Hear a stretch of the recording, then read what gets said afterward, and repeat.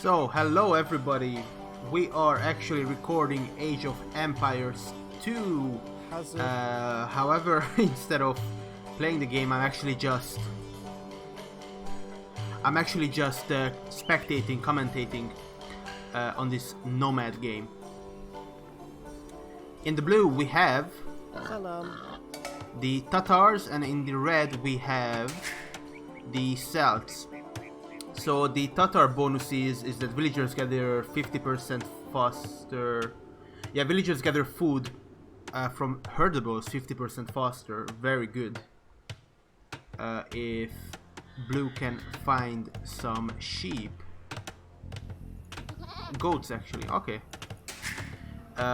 Units deal 25% damage when fighting from higher elevation. Interesting, very interesting. Parthian Tactics free. I'm pretty sure Parthian Tactics is some archer bonus. Let's check it out in the tech tree. I missed it. Right here. Cavalry archers have normal so extra armor and attack. Okay, so it's a cavalry archer tech, Parthian tech. So that's free for the Tatars. Their team bonus is that cavalry archers have +2 line of sight. That's okay, I guess. Not bad. It's not bad when you don't have, you know, the map explored like here on Nomads. Their unique techs are silk armor, light cavalry, and cavalry archers receive 1+ pierce armor. Timurids, siegecraft, trebuchets have 1+ range. That can be good if we get to the Imperial Age, that is. And their unique unit is called the Kashik, which is a raiding cavalry.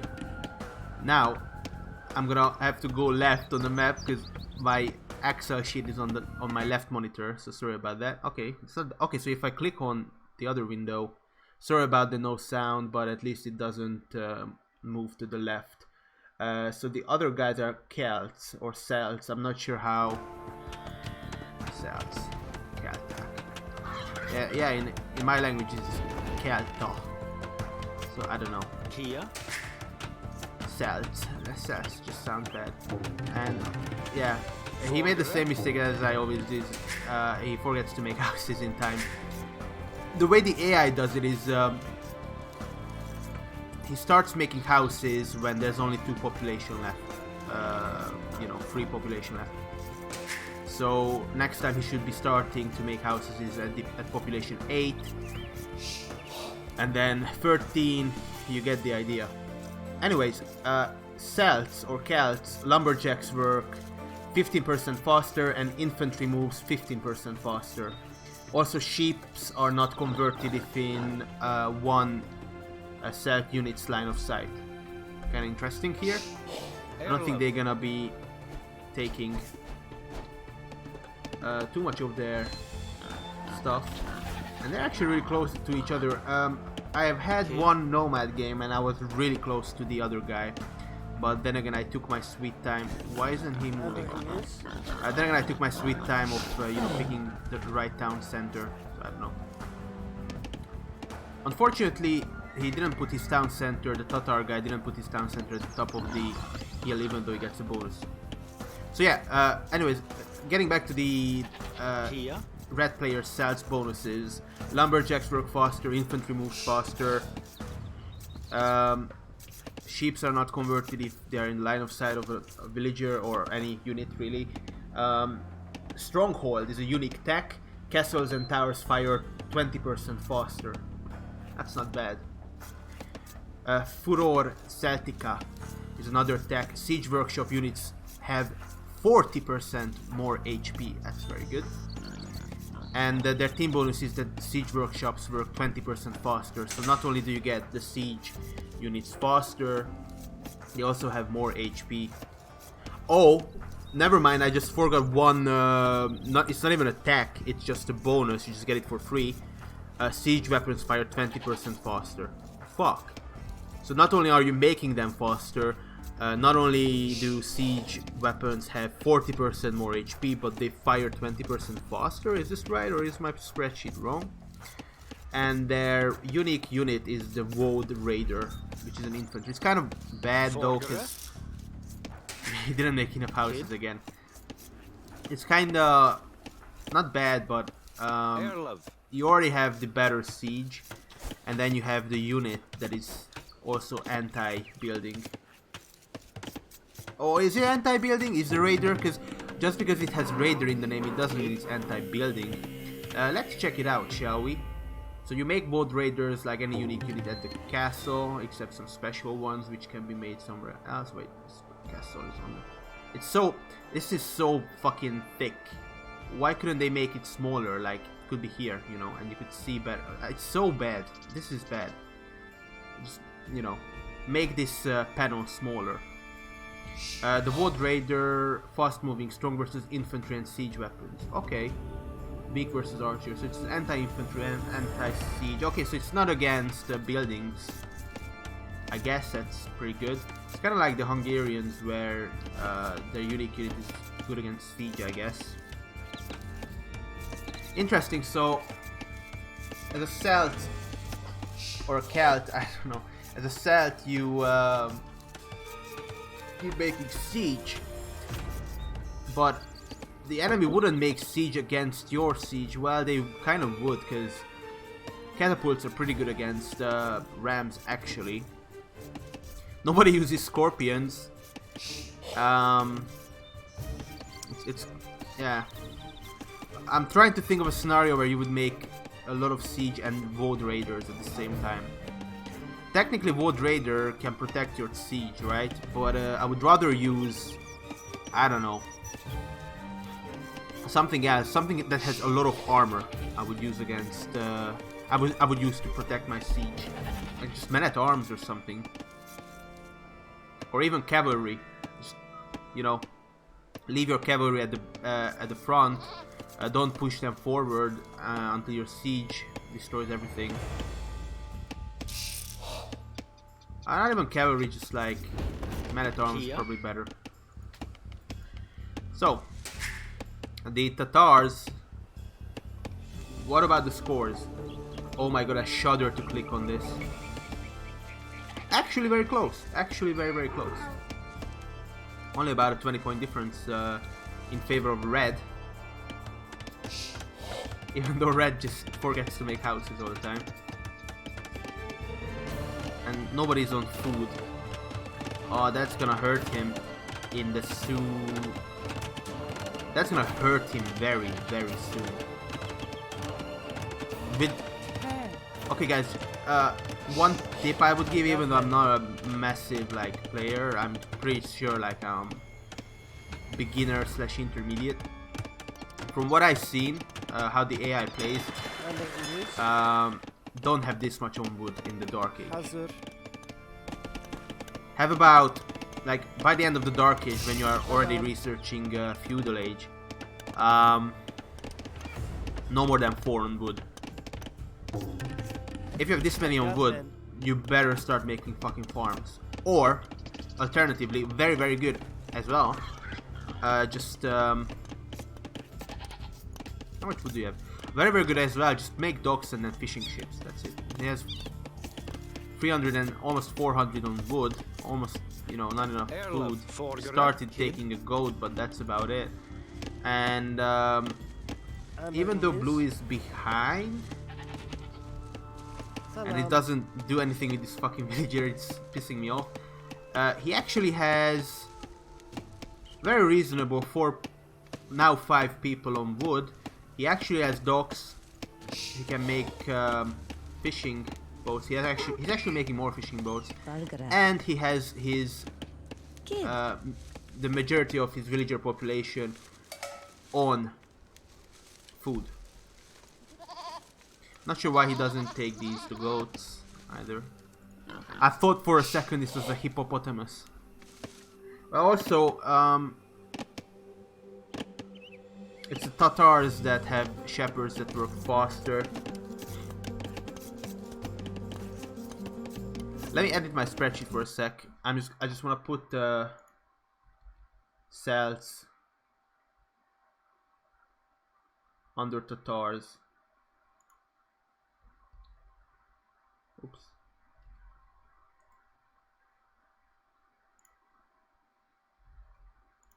Okay, so we have them at the. So I can talk about the. I can not just talk about it, but remember the bonuses because I always forget everything really quickly. Oh, we didn't talk about.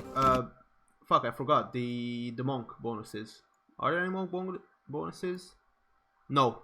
So neither of the civilizations are. They don't have any monk bonuses.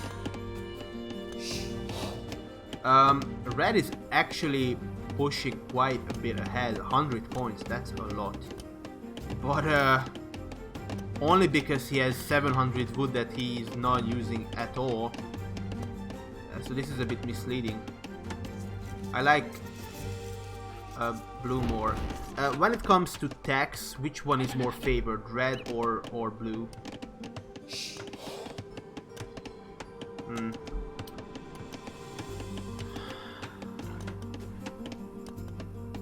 But also Tatars have the massive bonus of gathering more from herdables.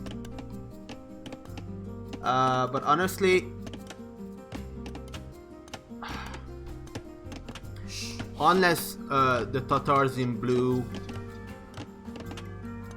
push for castle age really fast and makes, you know, raiding units, light cavalry, or cavalry archers, I favor the Celts because of the better siege. And on nomads, you don't really have the opportunity to protect yourself well. There's not really wars or anything. Kia. You know, those battering rams can just come in and fuck everything up. But it's quite far away because luckily, like, an even better version of Celts would actually be the new civilization, the Cumans. I actually read up on Cumans yesterday evening because I was interested in knowing the Cumans and the Tatars. So I'll talk about that. That's actually a cool, like, historical fact. But anyways, the Cumans, the reason why I said Cumans is because they can make battering rams from the feudal age. And they're really flexible because they can make an extra town center from the feudal age as well. And some other bonuses. Anyways, what you need to know about the Tatars is, or why Europeans hate the Tatars, is because in around the 13th century, so 13th century is like 1200 to 1300. In the 13th century, Europe was under not really siege, but it's more about raiding. It was raided by the Mongolians quite hard under the rule of Genghis Khan, but Genghis Khan actually died fairly early on in these raids. In around 1220, Genghis Khan died, and then I'm not sure if it was his son or just like some other general, but he took up the raids on Europe. And their main force was Mongolians, but a lot of steppe tribes joined them. Eventually, Cumans joined them as well. But there were other tribes. There were a lot of different tribes. Very similarly to how Attila the Hun, I guess, was raiding a couple hundred years prior to that. So yeah. The Cumans actually joined the Magyars. If you don't know, Magyar is essentially Hungarians. Like, Hungarians have nothing to do with Huns. Magyars are the Hungarians. Like, that's how we say Hungarian in our language is Magyar. But in the meantime, yeah, Blue went up to the feudal age. No surprise. He has better economy, I think, in terms of food. These guys are doing nothing. Yeah. But you know, maybe Red knows what he's doing, and I don't think so. Maybe no. I was gonna say maybe he gathers wood because of the siege weapons. Salam. But no, I don't think so. This is a much better economy. Look, 200 wood, 500 food. I like that more. Making farms. I don't like this. I'd much rather make the farms around the town center so villagers are protected if the raid comes. But then again, I don't think red is ever going up here, so I guess, whatever. What about the fog of war? Yeah. Doesn't know where red is. Could be here, could be here. But yeah, anyways, so the Mongolians attacked Europe. A large part of their force was actually Tatars. And the Cumans, a couple years prior, when the Mongolian horde started invading, the Golden Horde started invading Europe, they fled. Because they weren't part of the horde, they were just attacked by the Mongolian tribes. And they actually sought refuge in Hungary, at the Magyars' territory. And they got it. And for a long time, you know, as Mongolians and Tatars and the other tribes were attacking Hungary, the Cumans helped out in the war. But there was one unsavory habit that the Mongolian horde did, which kind of ruined the friendship between the Magyars and the Cumans. Whenever the Mongolian tribe demolished and raided and pillaged and destroyed, you know, a country, a fortress, or, you know, a race, they took those people and they put them in the front lines to essentially die as meat shield. And they forced them to fight. If they didn't fight, they just fucking killed them. And what happened was the Mongolian horde, obviously, well, we don't really know why or how, but there were a lot of Cumans fighting at the front. And then when the Hungarians, when the Magyars you know, won a couple of battles against the horde, and they took, you know, what is the word when you take, when you know, when you win a battle and then you take slaves, not slaves, but, you know, not refugees, fuck, I forgot the word, but essentially they took a couple of, like, you know, prisoners, like war prisoners. They took a couple of war prisoners, you know, from these battles. So the Hungarians took a couple of these Mongolian tribe warriors as prisoners. They realized a lot of them were Cumans. So then they thought that the Cumans, who sought refuge a couple years prior in Hungary, they were spies. So they executed like two Cuman leaders. And then the Cumans had enough. They were like, fuck off Hungarians, and they joined the horde anyways. Yeah. Selam. And Hungary lost quite a few, you know, swordsmen. Because I read that there were about 50,000 Hungarian soldiers, and there were about 10,000 Cuman soldiers. And they were fighting against like 100,000, you know, the Mongolian horde. Not to mention that they were, you know, cavalry, light cavalry. And at the time, the reason why Hungary fucked up and the reason why these countries fucked up quite majorly, the Mongolian horde were fucking savages. You know, they didn't even have heavy cavalry. They couldn't take castles. They didn't siege. They just raped and pillaged the villages. So there were the castles. They didn't really do much against the castles. There wasn't much siege. After the Tatarian, I'm not sure what it's called, but we call it the Tatar raids or whatever. Even though it's like it should be called the Mongolian raids, but whatever. After these raids, 50% of Hungary's population were massacred or sold into slavery. 50%. So there were 3 million people living there, or living here. 1.5 million of them were just fucking killed and sold to slavery. You know, women raped, men killed. And then after that, the king ordered the construction of castles, because, you know, it's a bit late. It's a bit late. Sorry to say that. But yeah, in terms of economy, Red is still ahead, but only by the same amount, you know, 100 points.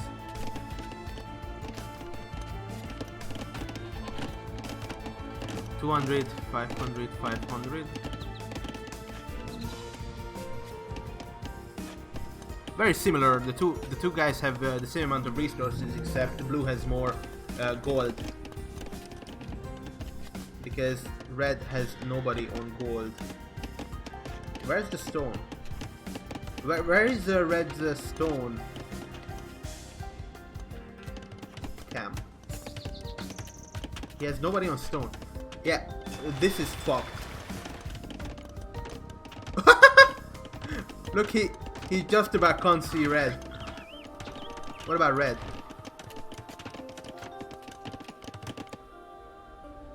Oh my god, that's so funny. If blue saw this, he could just march in and, you know, cause some trouble. Halt, especially like red's. Most of red's villagers and food are on this side, so he could march in. They go into the town center and they're pretty much fucked, right?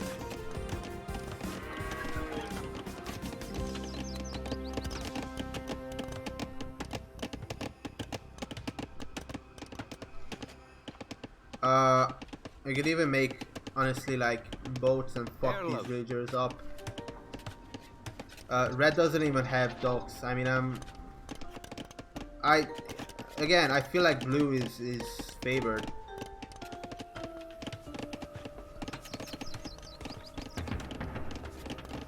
He even has archery range, market, stables, and actual soldiers. Blue is going to steamroll, I think.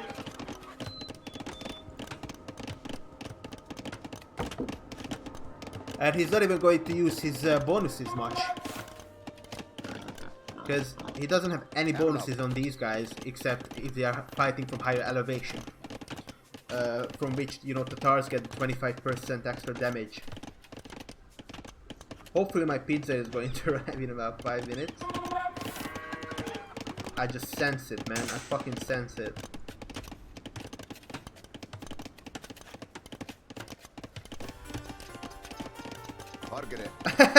Red just sends in a fucking guy.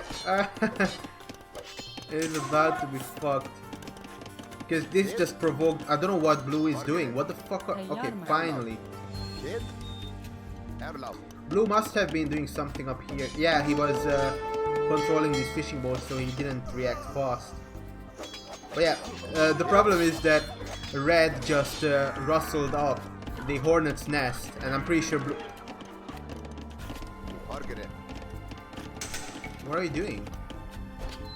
Kid? What are you doing? Why was that good? Just fucking. He wanted to use the archer, but oh my god, this micro, man.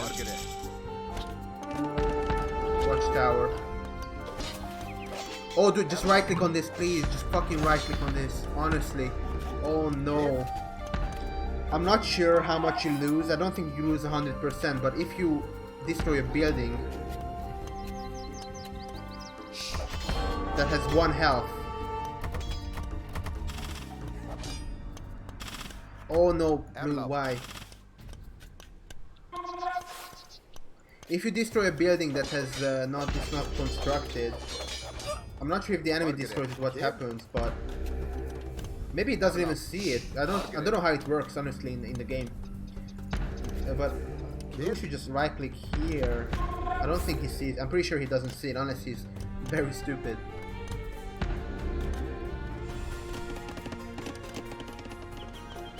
Now, like, what blue could have done is just raid around the town center, man.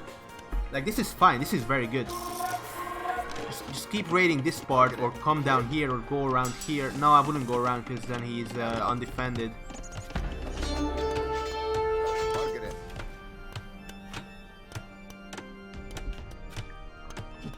And by the way, militia is really bad.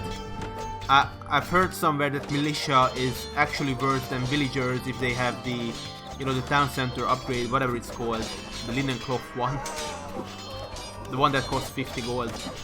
Yeah, loom. Like, militia is apparently worse than villagers with loom. So.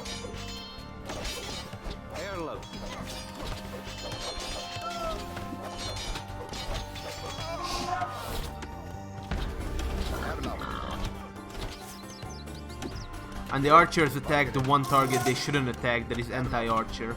Yeah. The problem is that blue is now spamming archers, even though he spent a good amount of food and gold on the militia upgrade. I think he should just should have made militia and research and he should have researched the arson. Yeah, he has arson.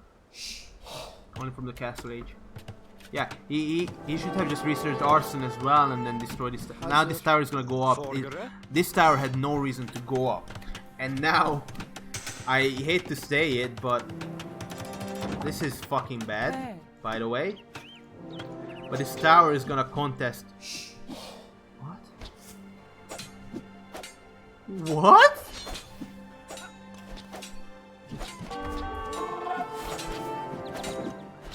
Would you do this in a game, in a real game? Would you do this? It's kind of funny. I wouldn't do it. No, I wouldn't do it because this is. I guess he still gets wood and food. So yeah, this is not bad. That's not bad. I wouldn't do it because of the economy damage that you're just doing to yourself. It just fucking goes in. One villager in. Oh fuck. Yeah, this is why I would have put the farms here.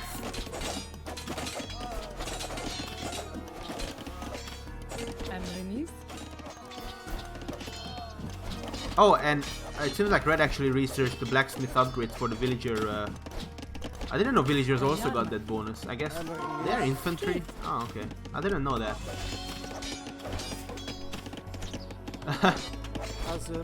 No, Red is fucked, honestly, if he doesn't.